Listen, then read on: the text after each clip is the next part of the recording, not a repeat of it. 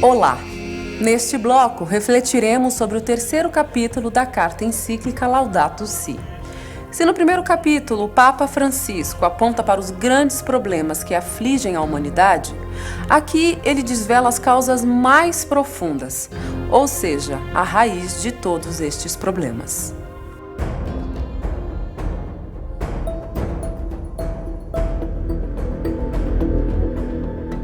São muitos os temas que são abordados nessa encíclica Laudato Si.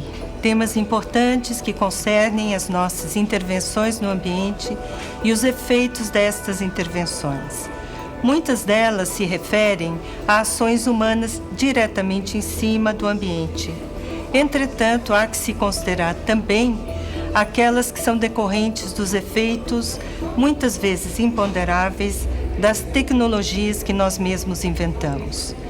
Esse aspecto da tecnologia é extremamente importante e pode ser considerado como uma característica básica dos seres humanos, que, desde o tempo da Idade da Pedra, vem inventando tecnologias, desde as mais simples até as mais complexas, próprias nos dias de hoje, das invenções contemporâneas. Isto traz à baila um poder que requer de nós responsabilidade, um poder que tem que estar assentado numa ética sólida, que coloque um limite e nos contenha dentro de um lúcido domínio de nós mesmos.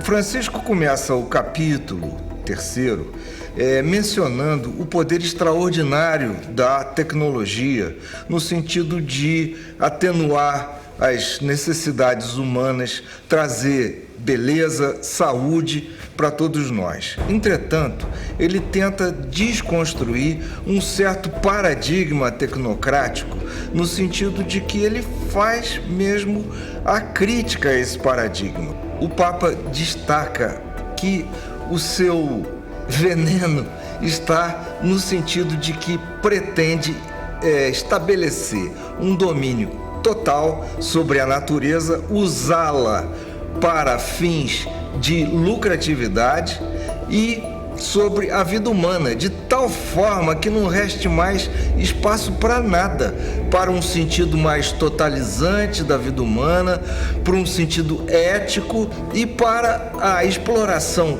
total dos pobres. E eu cito o parágrafo 110, que é bárbaro. A vida passa a ser uma rendição às circunstâncias condicionadas pela técnica, entendida como o recurso principal para interpretar a existência. Na realidade concreta que nos interpela, aparecem vários sintomas que mostram o erro, tais como a degradação ambiental, a ansiedade, a perda de sentido da vida e da convivência social.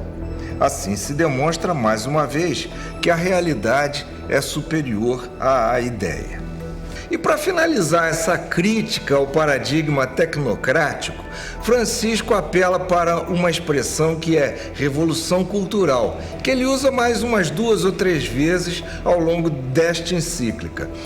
E ele usa essa expressão no sentido de que é preciso pensar diferentemente a realidade, para além de soluções mais imediatistas, para um certo fatalismo de que tudo sempre será assim, é preciso usar um pensamento utópico, um pensamento em que a realidade pode ser diferente.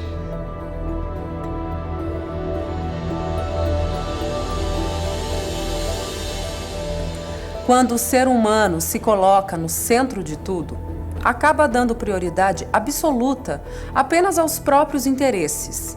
E tudo mais se torna relativo. Aquilo que não serve aos interesses imediatos se torna irrelevante.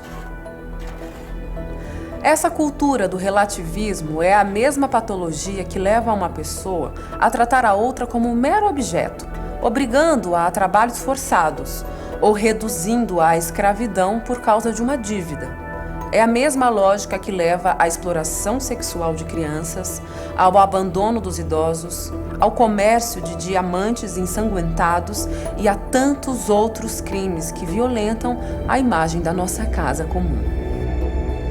A gente tem que necessariamente repensar o homem, repensar a comunidade humana, repensar sobretudo a autonomia dessa pessoa humana que não pode abdicar em momento algum da ética. Ética esta que implica não apenas no reconhecimento da criatividade humana que avança na tecnologia, que avança na ciência, mas que deve sobretudo salvaguardar aquilo que é próprio da sua humanidade, a dignidade.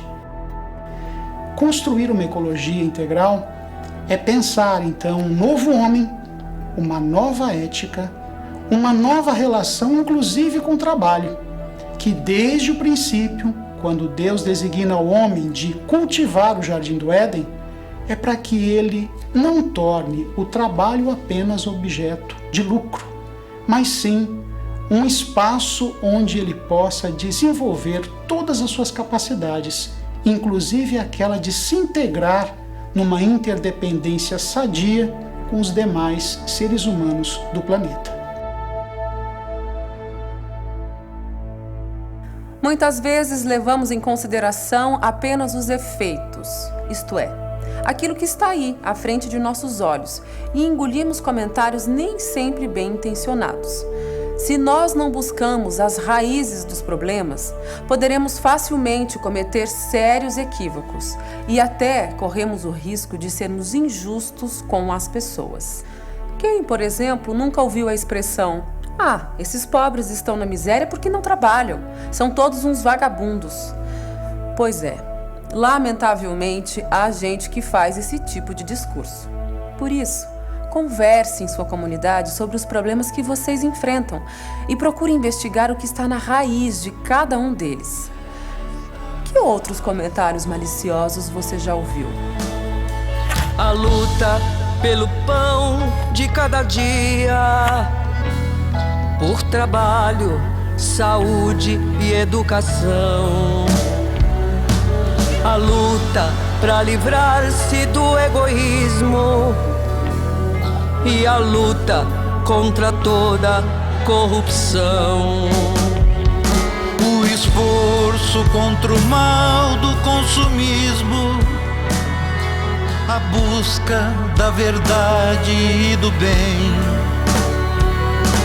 valer-se do tempo de descanso, da beleza deste mundo